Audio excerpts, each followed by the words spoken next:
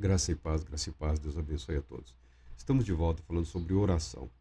O livro aqui, que nós estamos também utilizando, do Alan Pierato, creio que seja esse o nome, Uma Nova Visão para uma Antiga Oração. Ele vai discorrer basicamente sobre a oração do Pai Nosso.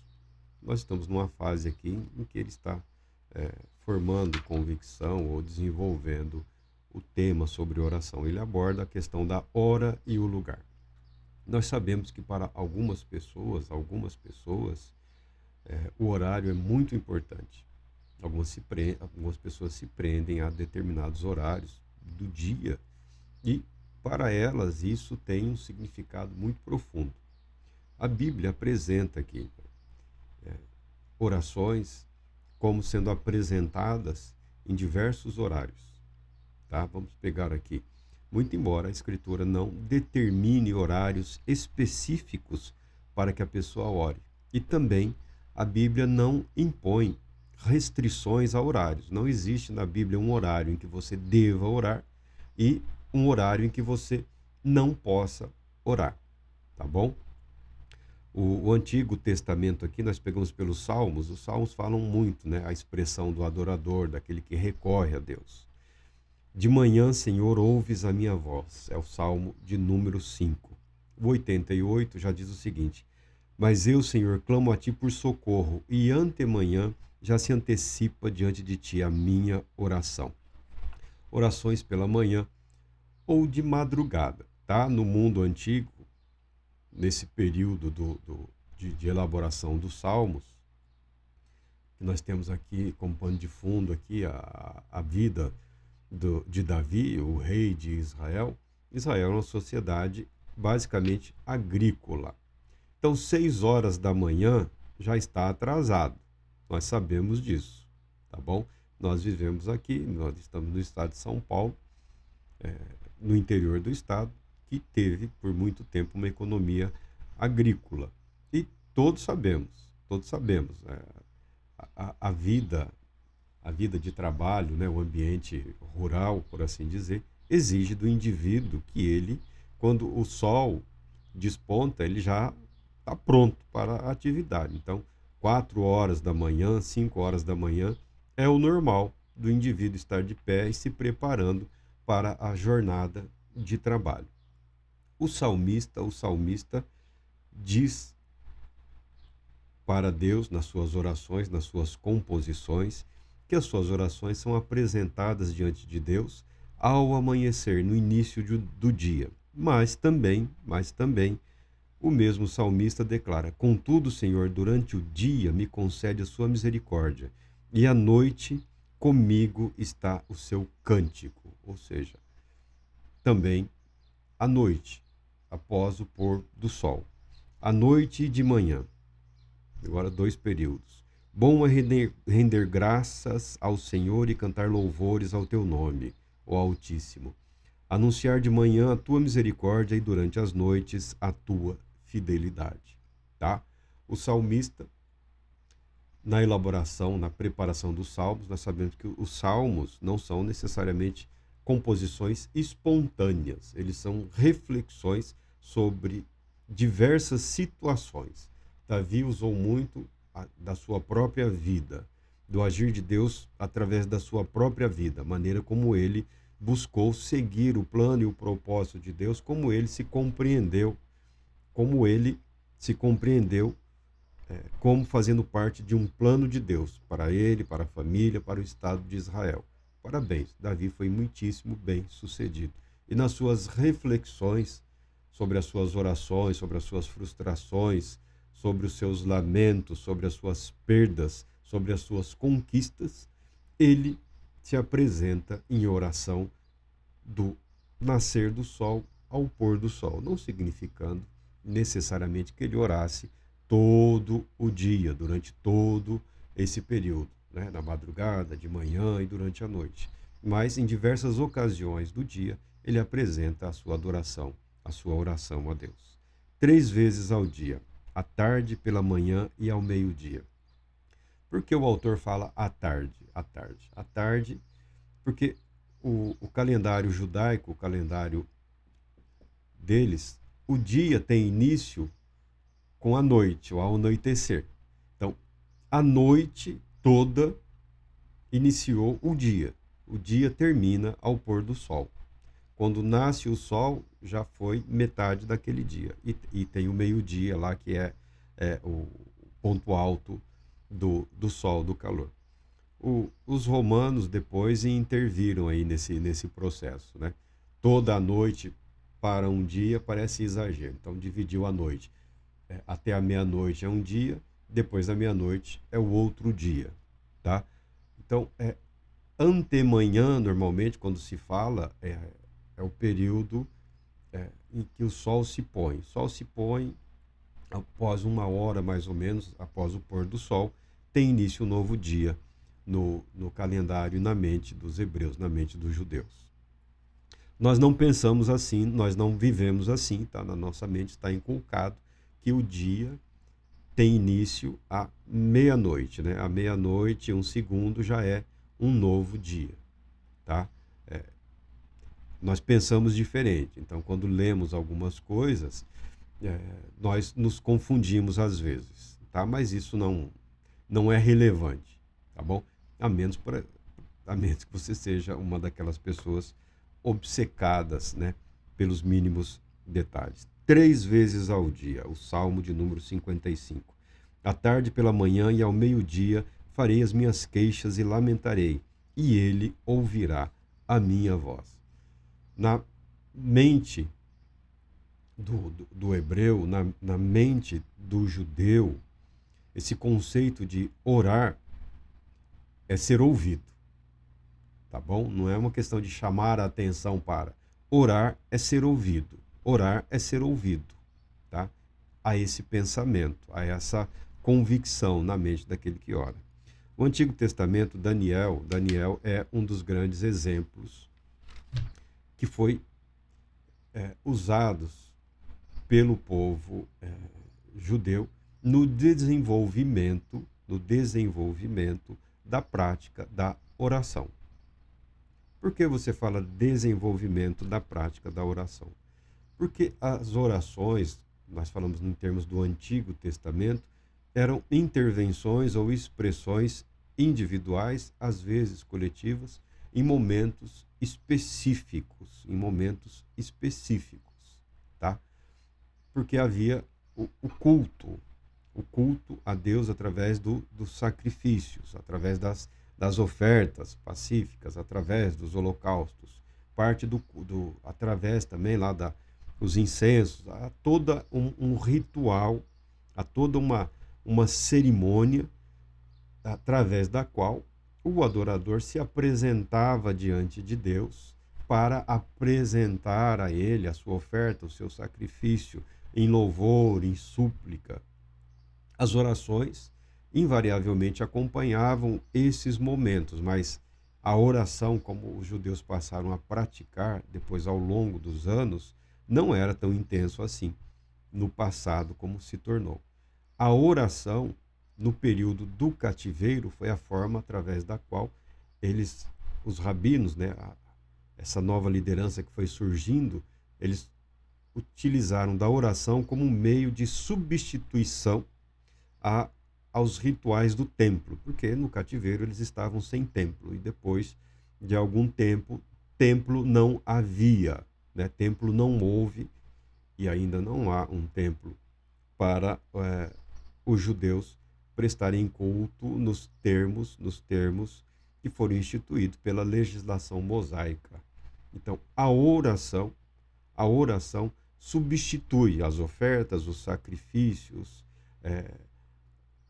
todo aquele ritual, todo aquele cerimonial. Hoje, atualmente, se você pegar aí os livros de orações, os livros que auxiliam os judeus na prática da oração, é oração o dia todo. Tem oração para todos os momentos do dia, tem oração para todos os momentos da vida, tem orações para todas as ocasiões possíveis, porque são séculos. Na verdade, são milhares de anos desenvolvendo essa prática. Nós estamos aqui, o autor, passando aqui de leve aqui por essas questões históricas. Daniel, no próprio livro de Daniel, que está como histórico, mas nenhum mal haveria se fosse contado como um livro profético. Daniel, pois, se punha de joelhos e orava e dava graças diante do seu Deus, como costumava fazer. 3 vezes ao dia, Daniel é um daqueles judeus que foram levados para o cativeiro e é o líder daqueles jovens que receberam incumbências no palácio, na administração do palácio e prestavam serviços muito próximos ao rei babilônico. Daniel serviu diante de três reis, se eu não me engano. Ele teve uma vida longa, E a Bíblia fala que Daniel, como um dos sábios, ele tinha alguns privilégios, alguns direitos, provavelmente acesso a espaços onde ele poderia, de uma forma não tão reservada, mas de uma forma própria e singular, prestar a sua adoração ao seu Deus. E nós vemos aqui que não era um lugar fechado, era um lugar aberto, ele podia ser visto e ele não tinha nenhum problema em prestar culto ao seu Deus aos olhos dos observadores. E ele o fazia com regularidade, 3 vezes ao dia. Essa prática de orar 3 vezes ao dia foi incorporada aos poucos no judaísmo, com a volta do cativeiro babilônico, com a restauração do culto, com a restauração dos serviços. Os fariseus, nós falamos aqui nos dias, que antecedem, nos dias de Jesus, estão entre aqueles que regulamentaram, por assim dizer, essas práticas devocionais na mente do povo judeu. Nos dias de Cristo, diz o autor, muitos hebreus devotos seguiam o hábito de Daniel. Esse Joaquim Jeremias é um autor citado, ele é um estudioso do Novo Testamento. Na verdade, para mim, ele é praticamente um obcecado por algumas questões do Novo Testamento. É um daqueles que buscaram não só as palavras originais, Teve um momento aí na história, os estudiosos, eu não me preocupei muito com os detalhes, mas eles estavam à procura não só da verdade do Evangelho, das palavras do Evangelho, mas eles tentaram restaurar o que na mente deles seriam as palavras exatas pronunciadas por Jesus, tá? Isso tem há um elemento de convicção no que diz respeito a uma busca pela restauração da mensagem original, por assim dizer. Mas há uma certa obsessão pelo que seriam as palavras originais. Na mentalidade europeia, se você não tomar cuidado, você se deixa levar por questões que ingressaram no ambiente cristão, mas que decorrem do paganismo, das suas crenças, dos seus cultos. Há um elemento aí de uma certa magia, tá bom? Você que gosta de cinema, gosta de filmes, você vê lá aqueles encantamentos, aquelas conjurações. A palavra correta, pronunciada do modo correto, faz com que aquilo que foi pretendido se materialize ou ocorra. Há um quê de obsessão nessa busca, Mas é interessante para quem se preocupa com os textos originais, Joaquim Jeremias é um do que procurou retraduzir, devolver os textos que foram divulgados para todo mundo na língua grega. Ele entende que o aramaico da Galileia seria a linguagem original, a linguagem através da qual o evangelho foi proclamado e anunciado, tá? Mas os próprios apóstolos, os próprios discípulos de Cristo Jesus fizeram uso da língua grega, da língua grega.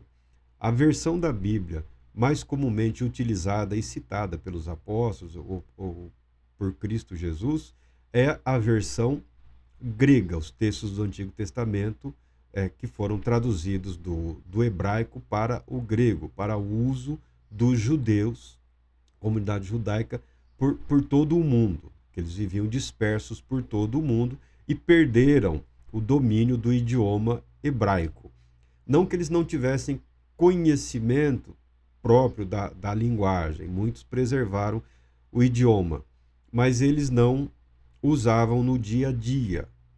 Eles usavam a língua grega e passaram e adotaram uma certa visão, uma certa perspectiva de mundo influenciada pela cultura grega.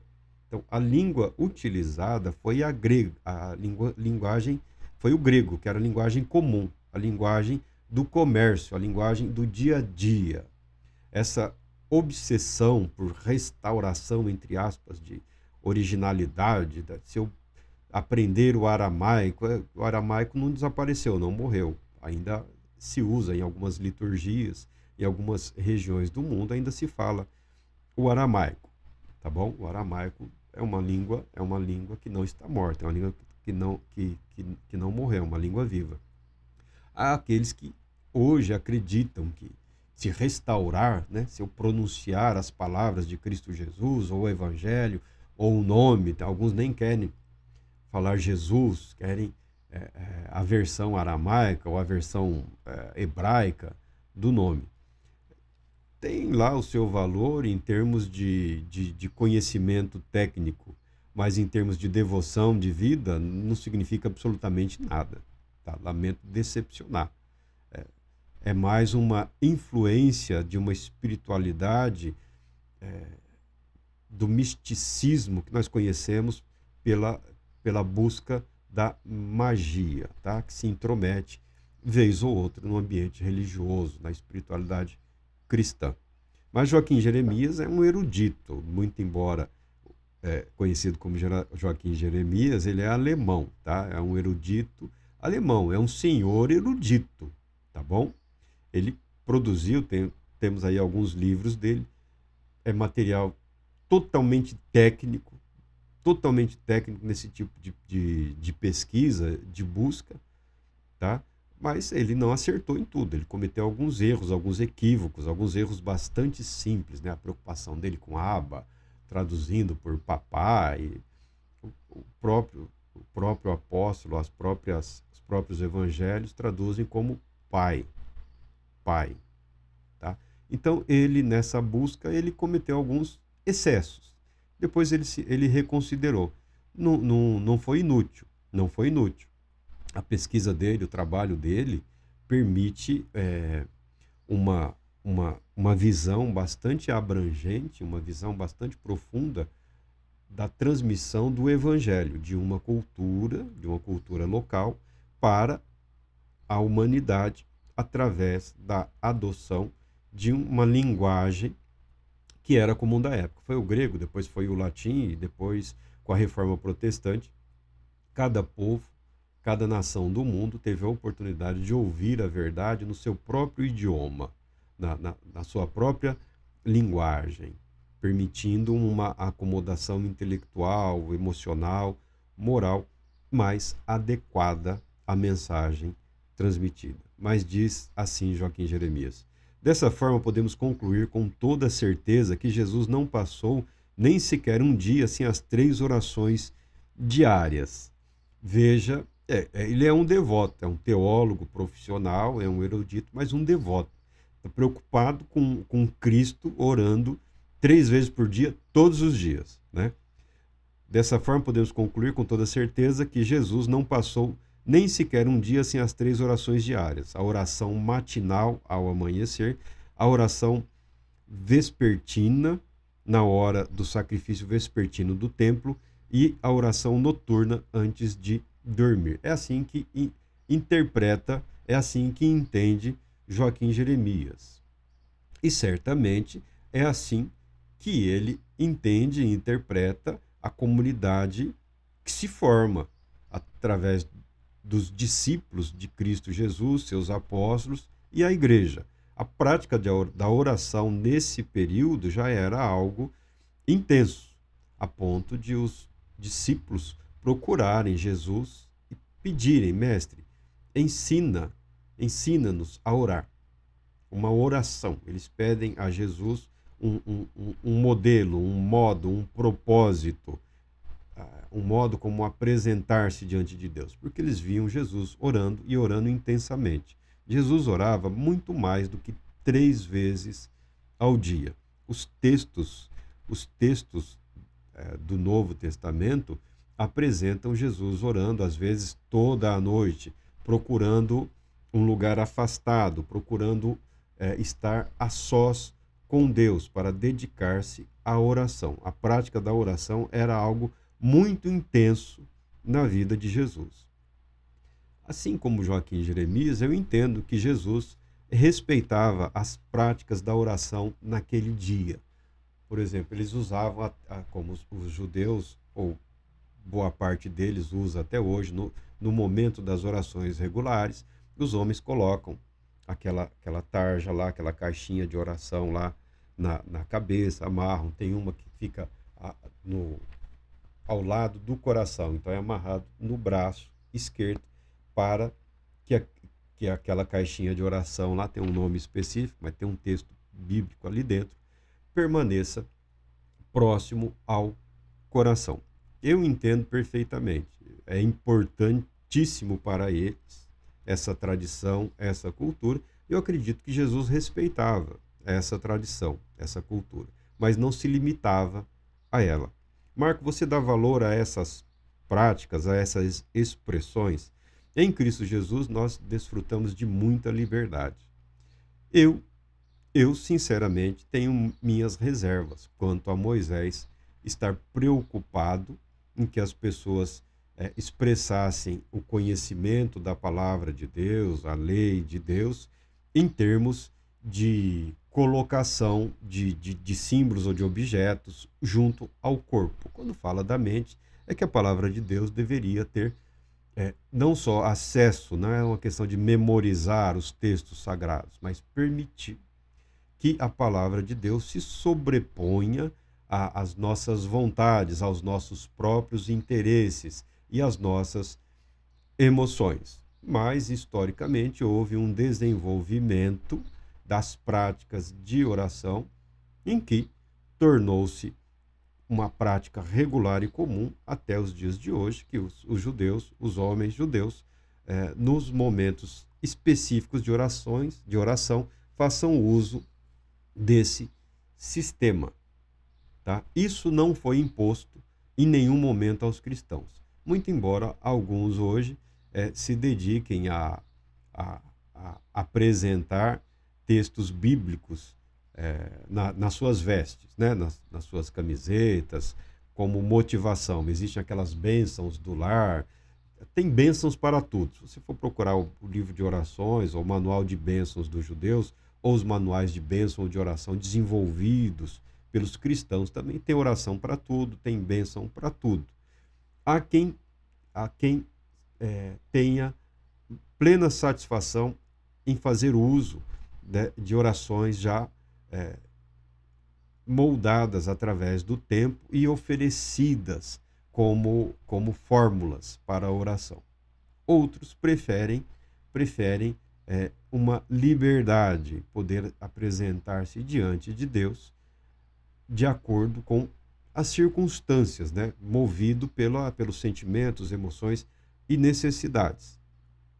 Mal não há em ter um padrão ou uma regra de oração. Nenhum mal há em fazer o uso da oração do Pai Nosso, a oração ensinada por Cristo Jesus, transmitida como um padrão, como um modelo, para que as nossas orações tenham um desenvolvimento a partir do que foi proposto nas Escrituras. Mas aqui o autor está falando desse período de formação que vai conduzir para nós cristãos a oração do Pai Nosso, ou como um outro autor aí fala, a oração das 5 bênçãos. A oração do Pai Nosso, ela está totalmente de acordo com o padrão das orações desenvolvidas pelos rabinos ao longo dos anos, com as várias petições. A oração do Pai Nosso, a quem a apresente como oração das cinco bênçãos também. Eu tenho o livro e vou apresentar nessa perspectiva aí, logo futuramente, assim que eu conseguir esgotar algum material. A Bíblia, nós pegamos aqui Mateus, diz o seguinte: e despedidas as multidões, subiu ao monte a fim de orar sozinho. E caindo a tarde, lá estava ele, só. Jesus afastou-se. O afastar-se da multidão, o afastar-se do burburinho, o afastar-se é algo comum na vida da pessoa que busca submeter-se a Deus. Não tem como a pessoa desenvolver uma vida de afinidade com Deus e estar o tempo todo com todo mundo, tá? Algum isolamento será sempre necessário. Ah, mas a pessoa tem... Não, ninguém é obrigado. Ninguém é obrigado. Quando nós falamos aqui, quando o autor fala dos diversos horários, no que diz respeito ao modo de oração, é para dizer que a Bíblia não impõe uma restrição ou uma limitação. Ah, eu quero orar de madrugada. Decisão sua. Levante e ore de madrugada. Ah, eu quero orar ao meio-dia. Nenhum problema há.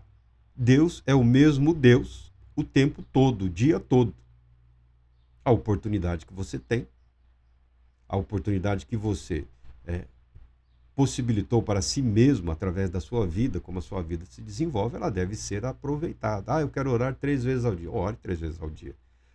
A Bíblia, na verdade, quando nós chegamos aqui, mais adiante, tem outro texto aqui de Marcos, né? Tendo se levantado alta madrugada, saiu, foi para um lugar deserto e ali orava. Como sabem? Porque Jesus levantou-se e dispôs, alguns discípulos também acordaram, né? E querendo seguir o mestre, certamente foram impedidos, mas ficaram observando para onde ele está indo a essa hora. E viram que ele se afastava e ali permanecia em oração. Jesus, nos seus momentos finais, estava em oração e ele reclamou dos seus discípulos que eles não conseguiram estar com ele em oração por nenhuma hora. Eles haviam participado da ceia e estavam sonolentos. Os apóstolos aqui, em Atos, diz que a igreja, os apóstolos, perseveravam em oração. É uma característica da vida cristã, é uma característica da igreja cristã, o ato de perseverar em oração, de recorrer a Deus, de confiar a Deus, de submeter a Deus, de apresentar-se diante de Deus em oração. Então, todas essas práticas comuns ao judaísmo, a vida de Cristo Jesus, aos apóstolos, foi invariavelmente incorporada pelos cristãos ao longo dos anos, ao longo dos séculos. Não há cristão que não ore. Todo cristão ora. Se ora muito ou se ora pouco, não é essa a questão. Não há cristão que não recorra a Deus em oração. Diz o salmista: Deus meu, clamo de dia e não me respondes, também de noite, porém não tenho sossego. No dia da minha angústia procuro o Senhor. Erguem-se as minhas mãos durante a noite e não se cansam. Ó Senhor, Deus da minha salvação, dia e noite clamo diante de ti. Os textos do Novo Testamento, eles passam um nível de exigência muito maior do que os textos do Antigo Testamento. Tá? No Novo Testamento, a oração passa a ser a marca, a oração passa a ser a característica, a oração passa a ser o meio através do qual o cristão recorre, permanece e usufrui das bênçãos de Deus. tá bom? Nós pegamos aqui o Paulo escrevendo aos Romanos, ele insiste que se deve orar o tempo todo, ininterruptamente, não significando e não querendo ele que o indivíduo, a pessoa, passe as 24 horas do dia, os 7 dias da semana, dedicado única e exclusivamente à oração. Ele está dizendo que não se deve abandonar de forma alguma a prática da oração. Na oração, sede perseverante. Aos Efésios ele diz, com toda oração e súplica, orando em todo tempo no Espírito e para isto vigiando com toda perseverança e súplica por todos os santos. Aos Colossenses ele fala, perseverai na oração. E aos de Tessalônica ele fala, orai sem cessar. Uma vida de oração, uma vida de dedicação. Nós já falamos, não está na mente do apóstolo, não está no pensamento do apóstolo que você precise ou necessite de 24 horas por dia, o dia todo, em oração. Quando você aprende, quando você desenvolve alguma prática, quando você se dedica a uma prática, você acaba aprimorando alguns recursos. O que acontece na vida daquele que ora? O que acontece quando a pessoa se dedica à prática da oração? Ele amplia os seus estados mentais, ou seja, o estado de consciência da presença de Deus no mundo, na igreja, e ele amplia o seu estado de consciência no que diz respeito à sua vida diante desse Deus. Tá? É nesse caminho aí que o apóstolo Paulo está conduzindo a igreja a desenvolver esses estados mentais, esses estados de consciência. Então, quando ele fala de orar sem cessar, orar o tempo todo, intercedendo, clamando, abençoando, suplicando diante de Deus, ele fala que a vida dele era uma vida de súplicas, uma vida de oração, apresentando-se diante de Deus, pedindo por toda a igreja, por todos os santos, ele assim o fala. É uma prática e também um estado mental, tá? Uma vida dedicada, uma vida consagrada. Mas fique tranquilo, você não foi chamado para ser o apóstolo Paulo ou o apóstolo Pedro. Não há esse nível de exigência para ninguém diante de Deus, a não ser aquelas pessoas para as quais esse dom foi reservado. Marcos, se é um dom, eu estou isento. É um dom e é uma responsabilidade. Você só conhecerá os seus limites a partir do momento em que você se dedicar. Eu não vejo motivos para exigir horas de oração ou longas jornadas de oração. Eu não vejo motivos para isso. Eu não vejo motivos. Porque o que importa é o desenvolvimento do estado mental, o estado de consciência. Porque não adianta a pessoa ter lá aquele dia que passou a madrugada orando, né? Aquele pico, e depois, uma semana sem orar.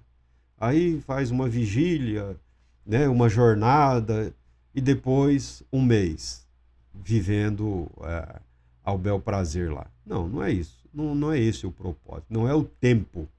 Não é o tempo. É o mover do Espírito em direção a Deus que vai proporcionar uma vida de consagração e de dedicação a Ele. Sem fantasia, sem misticismo, sem magia, tá? Sem fórmula mágica. É a vida, é através da vida, é através do viver. Isso se aprende trabalhando, vivendo, buscando, clamando, orando. E você enfrentará frustrações, decepções. Por isso que o apóstolo Paulo fala, não desista de orar, não pare de orar. Deus Todo-Poderoso te abençoe, te proteja e te conceda paz, muita paz.